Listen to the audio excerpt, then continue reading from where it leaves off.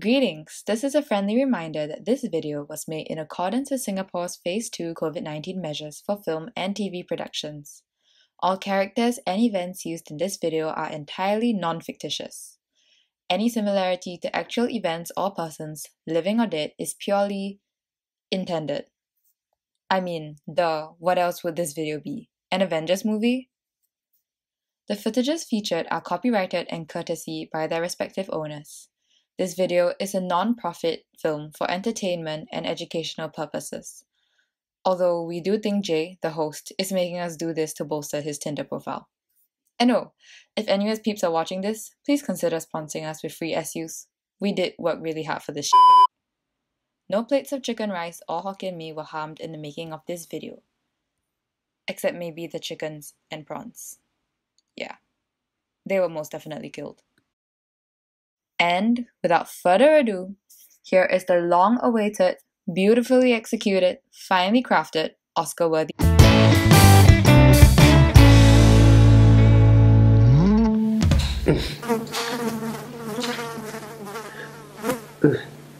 Oh, hi, didn't see you there. Welcome to our cooking class. Okay. Now, I know what you're all thinking. Who the hey is Polity? Why am I wearing this? And since when have we decided to do something other than bringing famous people to our college? Is Tommy Kwan the show? Are we simply replicating HBO's Last Week Tonight with John Oliver? Well, to answer your questions, and only because I'm really lacking ideas for a good entrance. Haha, cleavage. Yes, Polity is expanding beyond our In the Eyes of series with a brand new project called Polity1101E. Woo! Through this program, we will bring you to light local issues that Singaporeans like you and I have encountered but may not have thought deeply about. So to only the 7 billion people who do not know who I am, my name is Jaye and I will be your host for today's episode. Here's a little snippet for you to hazard a guess of what we're going to talk about today. Eating at a hawker center in Singapore, there's certain etiquette to eating. Every table has a table number. This one is table number 241. So first you sit down, get a table, and then you go up to a different food stall, order your food, and they will bring it to your table when you tell them the table number. You'll pay once your food gets to your table. Some popular things to get at hawker centers in Singapore are the carrot cake, which is actually a radish and carrot combination, and chicken and pork satay, a very Malaysian type of food. Each one 6 Singaporean dollars or about 4 US dollars. To wash it down, you can have some sugarcane juice, which they squeeze out of fresh sugarcane, or lime juice. That's sure to make you pucker. So one of the things about the hawker centers is they don't provide napkins, so you'll need to bring your own napkins to wipe your mouth of your food. Now, hawker centers are also not air conditioned, which means it's hot because it's Singapore. So you'll need to bring your own towel to wipe off your sweat. Now, I gotta admit, watching tourists trying out our local food makes me proud of what we have here. But seriously, Newton Food Centre. A plate of 10 satay sticks there costs you $7. Did you know that? But yes, tonight we're going to be talking about hawker centers, which is definitely better than Malaysia's. Now, in as much that I can find a million ways to pick a bone with vlogger Chris to never ever eat at that hawker center, that segment you just saw brought about 3 key ideas on this topic, namely the price of hawker foods these days, the sort of environment it is, and finally, the future of these national treasures. If there's anything that every Singaporean expects of hawker fare, aside from how delicious it is, it would be its affordability. Like take this plate of Thai fan, for example. How much would you pay for it? $2? $3? $4? You know, if the Yutan Thai fan auntie tells you that, you know, a 2 meat, 1 veg combo is going to cost you $7, the first thing you're probably going to do is write a complaint letter to Calvin, which is why we've left him, you know, his email address here for you to, if you ever really want to do that. Yeah. We clearly will never pay a lot for hawker food. But when Koi sells you their $7 bubble tea, Starbucks gives you their $8 coffee, and you have that disgusting, that delicious, decadent cheeseburger from Shake Shack. Wow, actually it's quite worth. Anywho, that is precisely such a fascinating, ironic reality. You know, we are willing to splurge on so-called hipster food these days, but yet we grumble when our Cai Fan is more than $4.50. But here's the main point. We expect hawker food to always be cheap. But are we expecting too much? You see, more often than not, hawkers have to deal with high costs and extremely long working hours. Today, hawker rentals can cost you up to nearly $1,100 a month for a stall unit in the heartlands. Let's not forget that rental for stalls in CBD areas, however, like Amoy Street Hawker Centre, can go up to a staggering $3,500 a month. And while many of us university students are retiring for the night after a long day of working on quizzes, some hawkers are already up and running at wet markets, procuring their fresh produce for the day. Others will already be cooking at their stores or preparing to take in their first customers. All these costs, all these efforts and painstaking hard work don't actually guarantee huge profits. Today, most hawkers earn about $2,500 if you work from, say, 6 a.m. to 10 p.m. And honestly, would you be happy with that amount? So look, here's our point. We're not saying that hawker food should not be cheap and affordable. We're just saying that when you judge the value of hawker food, how cheap it is should not be your only consideration. And when you look at this $2.50 plate of delicious chicken rice, you realize that it did not come to you easy. While we can look back to the days when things were cheaper, let's face it, times are changing. Coupled with a pandemic that has adversely impacted the livelihoods of hawkers, we should also bear in mind how difficult it is to keep up with rental, with employment costs, and with every freaking cost. Yeah. So let's support our hawkers, who are working hard to provide us with delicious food. We can expect a lot, and we should.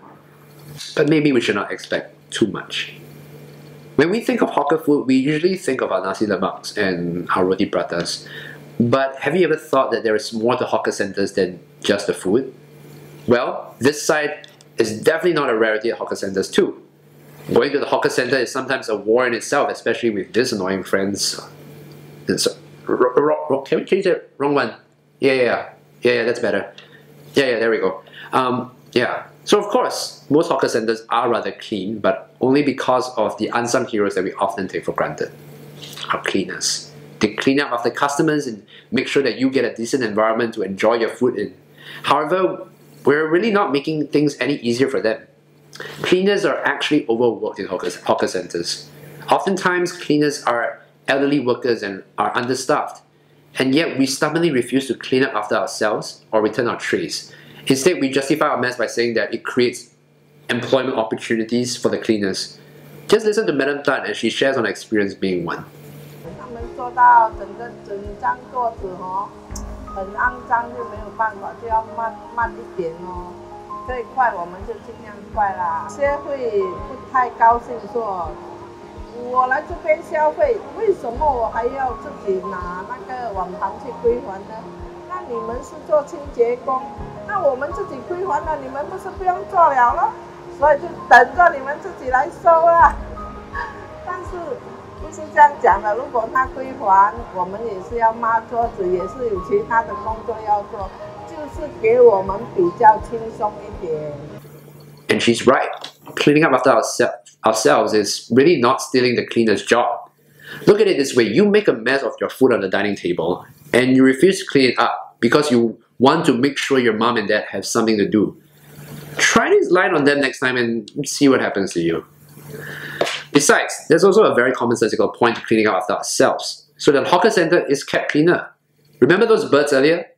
Cleaners can't always get to your mess in time, especially during peak hours. So, unless you want a Jurong bird park right smack in the middle of our much-loved hawker centers, clean up after yourselves. Return Your Tray initiatives have been introduced as far back as 2013. They have even started innovating some pretty cool stuff.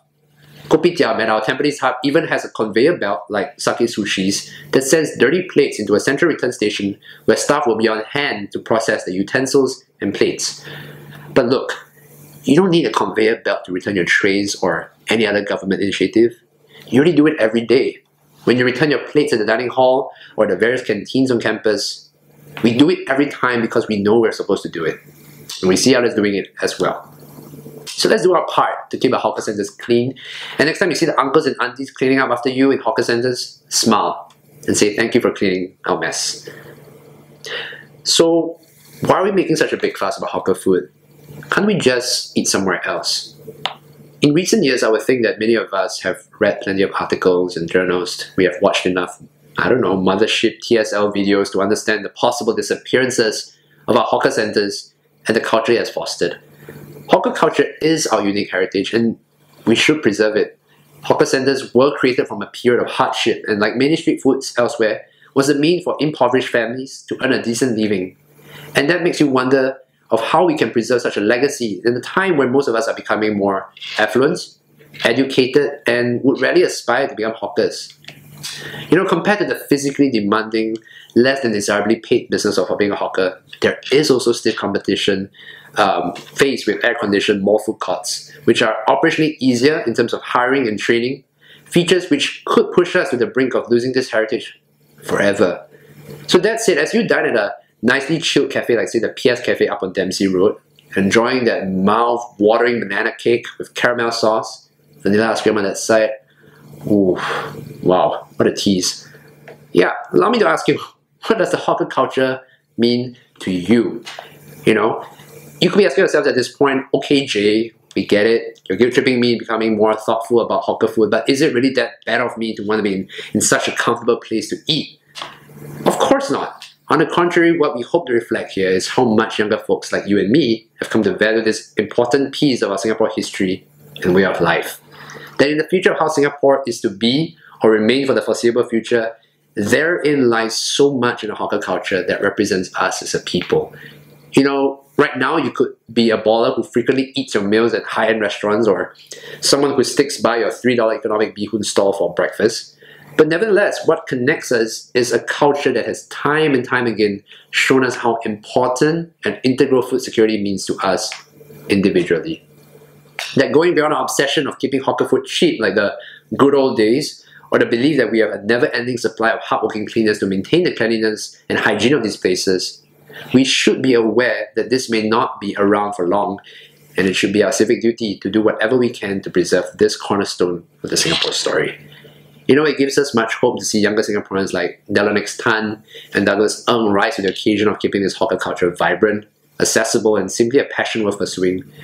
Pretty sure I can't even make food as good as that. So to all our young hawkers or hawkers to be, thank you for your contributions to this nation and for doing whatever makes your life more meaningful. As to the rest of us longtime fans of hawker food, myself included, let's do whatever we can, with whatever means to thank, cherish, and support the people who have kept this inherent aspect of our national identity alive and well. That's all we have for today's episode. Thank you and see you around.